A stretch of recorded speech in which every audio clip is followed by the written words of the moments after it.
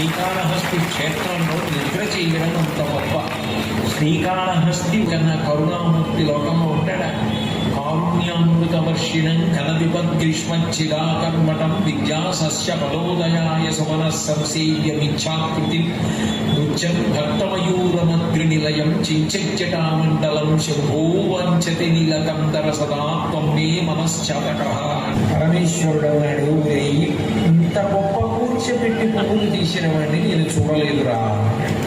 రంగస్య కూర్చాయతే గండూషాంబు నిషేచనం పునరిపో దివ్యాభిషేకాయతే. ఆ నోట్లో ఉన్న ఎంగిలి నీళ్లు శివలింగం మీద ఊశాడు. అయిందా అభిషేకం, తింటావా ఇప్పుడు అన్నాడు. పరమేశ్వరుడు అన్నాడు, అబ్బో ఇంత దివ్యమైన అభిషేకం ఇప్పటిదాకా నాకు ఎవరూ చెయ్యలేదురా.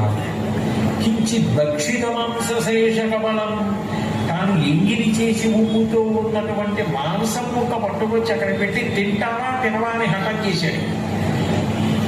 ఇంత హఠం చేస్తున్నాడు వీడు, నాలో శివుణ్ణి చూస్తున్నాడు, తినకపోతే వీడు తినడు, ప్రాణము తీసేలా ఉన్నాడని పరమేశ్వరుడికి ఏం చేయాలో తెలియక ఎంగిలి మాంసం ముక్క తీసుకుని ఇంత గొప్ప నైవేద్యం నాకు ఇప్పటిదాకా ఎవరు పెట్టలేదురా అని తీశాడు.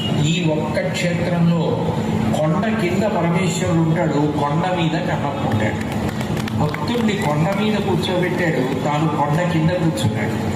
తన ఆలయంలో తెర తీసేటప్పటికీ తాను మొట్టమొదట చూడాలనుకునేది ఎవరిని అంటే ఆ కన్నప్ప.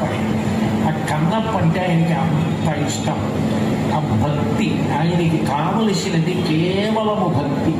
ఆయనకి పటాకోపం. మరి ఇన్ని ఉపకారాలు చేసుకొని కాల్చాడు.